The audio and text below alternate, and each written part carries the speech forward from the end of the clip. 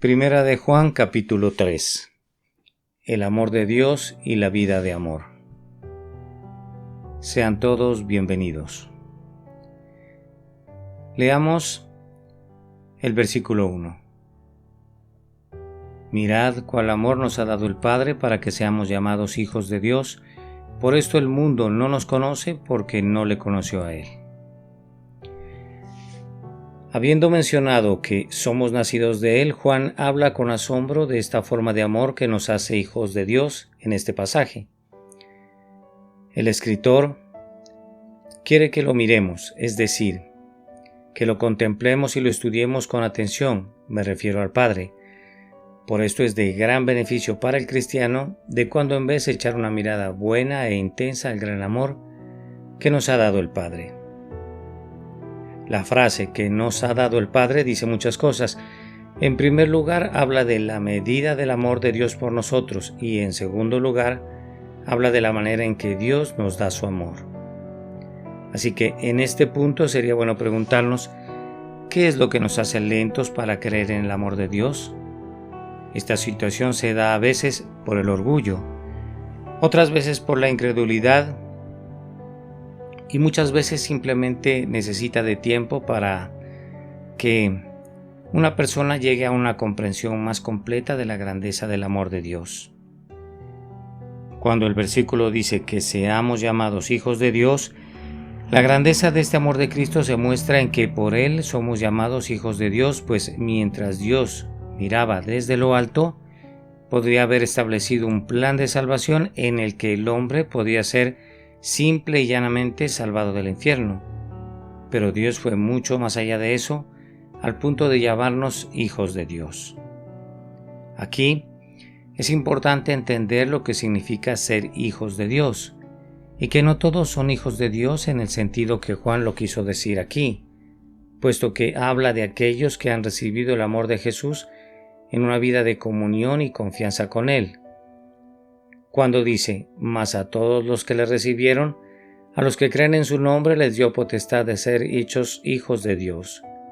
Juan 1:12. Por esto el mundo no nos conoce. En esta frase, debido a nuestro parentesco único con Dios, somos extraños a este mundo, o deberíamos serlo. Esto muestra el gran peligro que corre un cristianismo que trabaja duro aquí en la tierra, y no podemos sorprendernos ni ofendernos al descubrir que el mundo no nos conoce. También se lee porque no le conoció a Él. Entendemos aquí que en última instancia debemos esperar que el mundo nos trate como trató al Mesías, esto es, rechazando a Jesús y crucificando a Jesús. También debemos recordar que fueron las personas del mundo las que clamaron crucifíquelo, crucifíquelo. Versículo 2. Amados, ahora somos hijos de Dios y aún no se ha manifestado lo que hemos de ser, pero sabemos que cuando Él se manifieste seremos semejantes a Él porque le veremos tal como Él es. Afortunadamente nuestra situación actual es clara, pues podemos saber y tener la seguridad de que en verdad estamos entre los hijos de Dios. Romanos 8:16 nos dice, el Espíritu mismo nos da testimonio a nuestro espíritu de que somos hechos hijos de Dios. Así que si verdaderamente eres un hijo de Dios, tendrás una gran seguridad interior de esto. También leemos, aún no se ha manifestado lo que hemos de ser. Con todo, aunque nuestra situación presente es clara, nuestro destino futuro es borroso, ya que no sabemos con el tipo de detalle que nos gustaría saber en qué nos convertiremos en el mundo del más allá. En pocas palabras, ni siquiera podemos imaginar definitivamente o definidamente cómo seremos en su gloria. Pero sabemos que cuando Él se manifieste, seremos semejantes a Él porque le veremos tal como Él es. Mas sin embargo, y al respecto no nos quedamos completamente oscuras acerca de nuestro estado futuro, pues cuando Jesús se ha revelado a nosotros, ya sea por su venida, por nosotros o por nuestra partida hacia Él, seremos como Él es. Esto no significa que dejaremos de ser nosotros mismos, llenos de la personalidad y el carácter distintos que Dios nos ha dado, sino que seguiremos siendo nosotros mismos, pero nuestro carácter y naturaleza se perfeccionarán a la imagen de Jesús. pero lo que sí sabemos es que no seremos clones de Jesús en el cielo. También es bueno recordar que Dios nunca forzará a una persona a ser como Jesús si no quiere, y para eso está constituido el infierno. O sea, para personas que no quieren ser como Jesús. Dicho en otras palabras, si realmente quieres ser como Jesús, se mostrará en tu vida ahora y será un hecho en la eternidad. Y si no quieres ser como Jesús, se mostrará en tu vida ahora y también será un hecho en la eternidad. En la frase «le veremos tal como Él es», vemos lo que Pablo dijo de nuestro caminar actual. Ahora vemos por espejo oscuramente, mas entonces veremos cara a cara. Ahora conozco en parte, pero entonces conoceré como fui conocido. Así, en la actualidad, cuando nos miramos en un buen espejo, la imagen es clara, pero en el mundo antiguo la imagen siempre era confusa y algo distorsionada.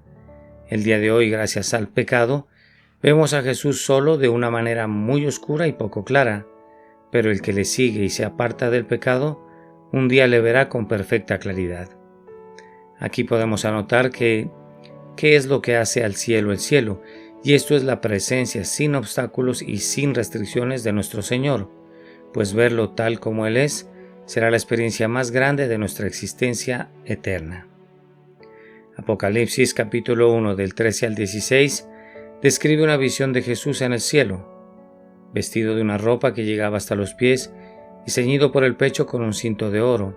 Su cabeza y sus cabellos eran blancos como blanca lana como nieve, sus ojos como llamas de fuego y sus pies semejantes al bronce bruñido, refulgente como un horno, y su voz como estruendo de muchas aguas. De su boca salía una espada aguda de 2 filos, y su rostro era como el sol cuando resplandece en su fuerza.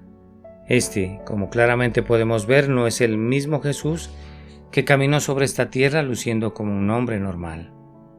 Cuando dice seremos semejantes a Él, porque le veremos tal como Él es, Juan hizo la conexión entre verlo tal como Él es y nuestra transformación para ser como Jesús. Podemos decir que el mismo principio está funcionando doblemente en este momento, pues en la medida en que veas a Jesús tal como Él es, en la misma medida serás como Él en tu vida. Versículo 3. Y todo aquel que tiene esta esperanza en Él se purifica a sí mismo como Él es puro.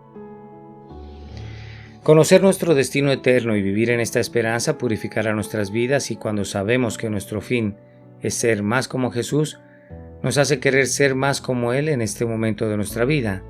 También tener la anticipación de estar con Jesús y de la pronta venida de Jesucristo puede tener un maravilloso efecto purificador en nuestras vidas y nos hace querer estar listos, servirle y agradarle ahora.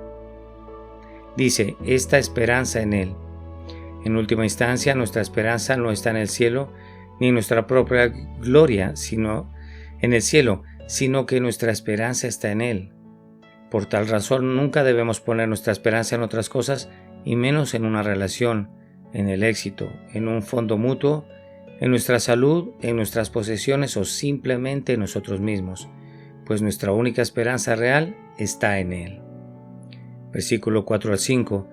Todo aquel que comete pecado infringe también la ley, pues el pecado es infracción de la ley, y sabéis que Él apareció para quitar nuestros pecados y no hay pecado en Él. El autor acá define el pecado en su raíz más básica. El pecado es un desprecio por la ley de Dios, lo cual es directa e inherentemente un desprecio por el hacedor de la ley, el cual es Dios mismo. También dice, sabéis que Él apareció para quitar nuestros pecados. Juan también aquí definió la misión de Jesucristo en su raíz más básica, para quitar nuestros pecados. Recordemos que el ángel Gabriel le prometió a José con respecto al ministerio de Jesús, y llamará a su nombre Jesús, porque Él salvará a su pueblo de sus pecados. Jesús entonces quita nuestro pecado en el sentido de tomar el castigo por nuestro pecado. Esto se logra inmediatamente cuando uno viene por fe a Jesús. Después Jesús quita nuestro pecado en el sentido de quitar el poder del pecado. Esta es una obra continua en la vida de aquellos que caminan en pos de Jesús. Y finalmente Jesús quita nuestro pecado en el sentido de quitar la presencia del pecado. Esta es una obra que se completará cuando pasemos a la eternidad y seamos glorificados con el mismo Jesús. Tengamos claro que nosotros no podemos quitar el poder del pecado en nuestras vidas, porque alguien que viene a Jesús no tiene que limpiarse a sí mismo primero, pero sí debe estar dispuesto a que Él quite su pecado. Cuando dice no hay pecado en Él, vemos que Jesús claramente no tenía pecado que quitar en su propia vida, por tanto, pudo quitar nuestro pecado tomando el pecado sobre sí mismo. Versículo 6. Todo aquel que permanece en Él no peca, todo aquel que peca no le ha visto ni le ha conocido. Dado que el pecado es infracción de la ley, o sea, un desprecio por Dios, y puesto que Jesús vino a quitar nuestros pecados, y dado que en Jesús no hay pecado, entonces permanecer en Él significa no pecar. Acá es muy importante entender lo que la Biblia quiere decir y lo que no. Cuando dice que no peca, 1 de Juan 3:6 indica que Juan está hablando del estilo de vida de pecado estable y continuo en una persona, de forma que Juan aquí no está enseñando la posibilidad de una perfección absoluta sin pecado en la vida del creyente, sino de un estado de permanencia en el pecado de una persona. Todo aquel que permanece en Él no peca, dice. El mensaje de Juan es claro y consistente con el resto de las Escrituras. Nos dice que un estilo de vida de pecado habitual es incompatible con una vida de permanecer en Jesucristo. Así entendemos que un verdadero cristiano solo puede llegar a estar temporalmente en un estilo de vida de pecado y no permanentemente en pecado. La enseñanza de Pablo en Romanos 6 es un gran ejemplo de este principio.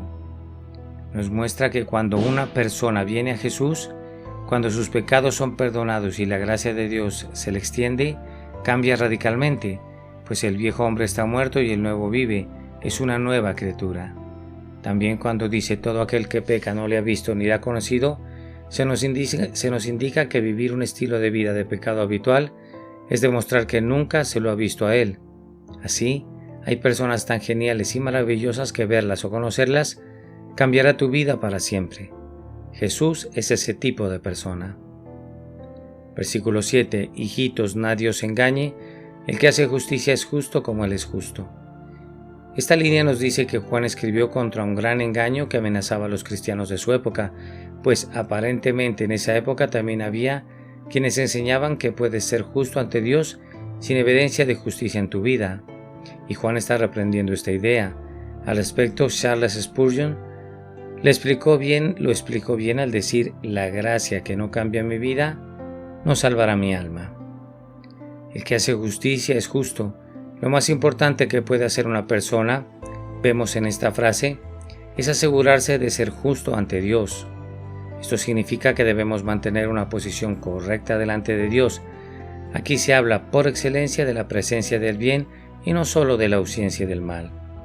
Cuando se menciona la frase como Él es justo, entendemos que podemos vivir vidas caracterizadas por la justicia y no por el pecado, porque se nos ha dado la justicia de Jesús y sabemos bien que Él es justo. Versículo 8 al 9. El que practica el pecado es del diablo, porque el diablo peca desde el principio. Para esto apareció el Hijo de Dios, para deshacer las obras del diablo. Todo aquel que es nacido de Dios no practica el pecado, porque la simiente de Dios permanece en él y no puede pecar porque es nacido de Dios. Las personas que están asentadas en el pecado habitual no son hijos de Dios, son hijos del diablo, y Jesús vino precisamente para destruir las obras del diablo en nuestras vidas y liberarnos de esa esclavitud. Para esto apareció el Hijo de Dios, para deshacer las obras del diablo, dice el pasaje. Juan nos dio una razón por la cual Jesús vino en 1 de Juan 3:5, cuando él dice que apareció para quitar nuestros pecados. Ahora Juan nos da otra razón por la cual Jesús vino a la tierra, para deshacer las obras del diablo, quedándonos claro entonces que Jesús vino a vencer al diablo por completo con su vida, sufrimiento, muerte y resurrección.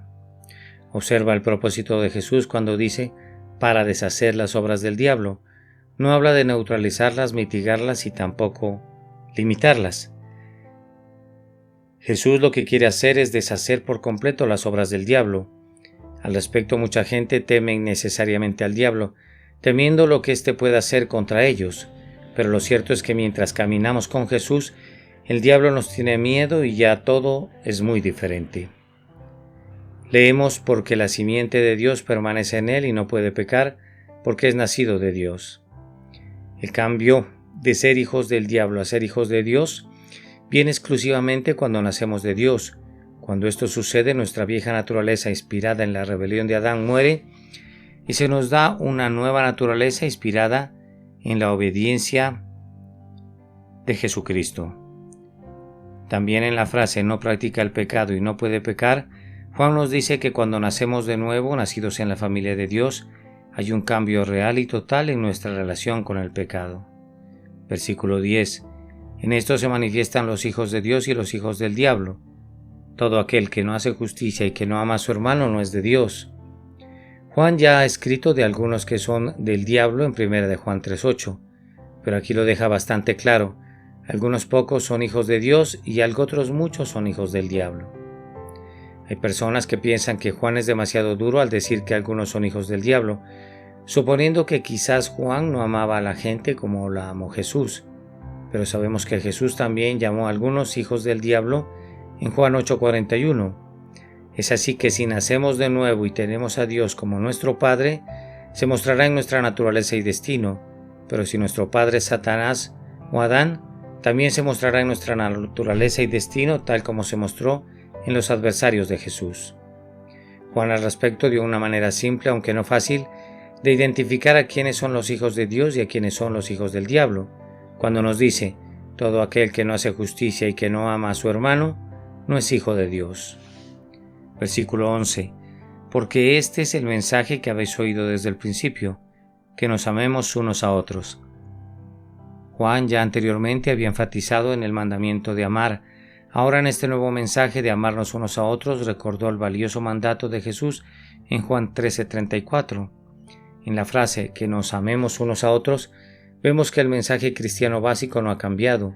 Quizás algunos hayan pensado que debido a que los cristianos hablan de una relación personal con Jesucristo, solo somos nosotros y Jesús los que importamos. Pero cómo tratamos a los demás y cómo nos amamos unos a otros, importa de igual manera a Dios de cómo tratamos con Él. Versículo 12. No como Caín, que era del maligno y mató a su hermano. ¿Y por qué causa le mató? Porque sus obras eran malas y las de su hermano justas. Como ejemplo negativo en este versículo, Juan presenta a Caín, el cual no andaba bien con Dios, pues sus obras eran malas y odiaba a su hermano. En cambio, cuando hay dos hijos de Dios que están bien con Dios, habrá entre ellos el amor de Dios. Caín es por excelencia un buen ejemplo de la falta de amor hacia los hermanos. Es así que podemos suponer que Caín tuvo una educación que debería haberlo equipado para amar, pero éste decidió de su propia voluntad no hacerlo. Leamos los versículos 13 al 15. Hermanos míos, no os extrañéis si el mundo os aborrece. Nosotros sabemos que hemos pasado de muerte a vida en que amamos a los hermanos. El que no ama a su hermano permanece en muerte. Todo aquel que aborrece a su hermano es homicida, y sabéis que ningún homicida tiene vida eterna permanente en él. Después de leer este párrafo no debería sorprendernos que el mundo nos odie, pero sí deberíamos sorprendernos cuando hay odio entre el mismo cuerpo de Cristo. Sabemos que hemos pasado de muerte a vida.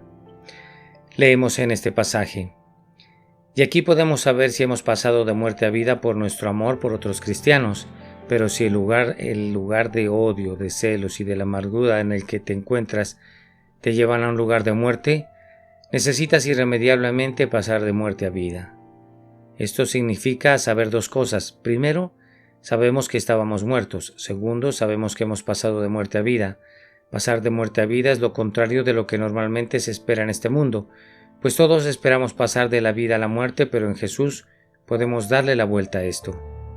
En la línea todo aquel que aborrece a su hermano es homicida, aprendemos que odiar a nuestro hermano es matarlo en nuestro corazón, pues aunque no llevemos a cabo la acción por cobardía o miedo al castigo, deseamos que esa persona esté muerta, o lo que es peor, simplemente al ignorar a otra persona, podemos tratarla como si estuviera muerta. Así, el odio se puede manifestar de forma pasiva o activa. También dice, sabéis que ningún homicida tiene vida eterna permanente en él.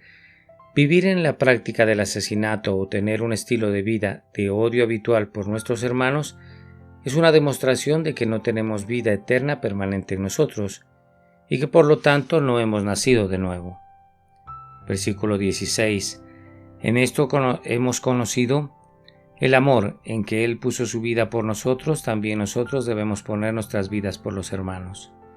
Para comprender la idea bíblica del amor, debemos comenzar por comprender el vocabulario del amor entre los antiguos griegos, quienes fueron los que nos dieron el idioma original del Nuevo Testamento. Eros era una palabra para amor. Describía, como podemos adivinar por la propia palabra, un amor erótico y se refería en pocas palabras al amor sexual. Storge era la segunda palabra para amor, se refería al amor familiar, el tipo de amor que existe entre un padre y un hijo o entre los miembros de la familia en general. Filia es la tercera palabra para amor, hablaba de una amistad y un cariño fraternal, es el amor por la amistad y asociaciones profundas. El amor de filia podría describirse como el amor más elevado del que uno es capaz sin la ayuda de Dios. Ágape. Ágape es la cuarta palabra para amor. Describía un amor que ama sin cambiar. Es un amor abnegado que da sin exigir ni esperar retribución. Es un amor tan grande que se puede dar a los que no son fáciles de amar ni dignos de recibir amor. Es el amor que ama incluso cuando es rechazado. El amor ágape da y ama porque quiere, no exige ni espera retribución del amor dado. Da porque ama y no ama para recibir. Al respecto, muchas personas confunden los cuatro amores y como resultado terminan extremadamente lastimados. A menudo una persona le dirá a otra te amo, refiriéndose a cierto tipo de amor, pero la otra persona creerá que se refiere a otro tipo de amor y es allí donde saldrán lastimados. Leemos, en esto hemos conocido el amor, en que Él puso su vida por nosotros. El verdadero amor no se siente simplemente como un sentimiento interior, también se muestra por demostración, y la demostración máxima fue la entrega de Jesús en la cruz. La naturaleza puede enseñarnos muchas cosas sobre Dios, su sabiduría, su inteligencia y su gran poder, pero la naturaleza en sí misma no nos enseña que Dios es un Dios de amor, sino que necesitábamos la muerte de Dios el Hijo Jesucristo para finalmente entender esto. En la frase «también nosotros» entendemos que ya somos enviados con el mismo mandato con el que Jesús fue enviado. También debemos demostrar nuestro amor al poner nuestras vidas por los hermanos. El enfoque aquí está en amar a los hermanos. Por supuesto, también somos llamados a amar a nuestros enemigos y a los que nos odian. En Mateo 5:44 lo dice así, pero Juan nos llama a una prueba más básica, la cual nos dice que ni siquiera podemos amar a nuestros hermanos. Si ni siquiera los podemos amar, ¿qué clase de cristianos seríamos? Dice, poner nuestras vidas. A menudo nos consideramos dispuestos a poner nuestras vidas por nuestros hermanos en un gran, dramático y heroico gesto, pero la verdad es que Dios nos llama a entregar nuestras vidas pieza por pieza, poco a poco de maneras pequeñas pero importantes en las vidas de los demás. En pocas palabras, Juan nos dice que hagamos lo mismo que leemos en Filipenses 2, del 3 al 4. Nada hagáis por contienda o por vanagloria, antes bien con humildad estimando cada uno a los demás como superiores a sí mismo, no mirando cada uno por lo suyo, sino cada cual también por lo de otros.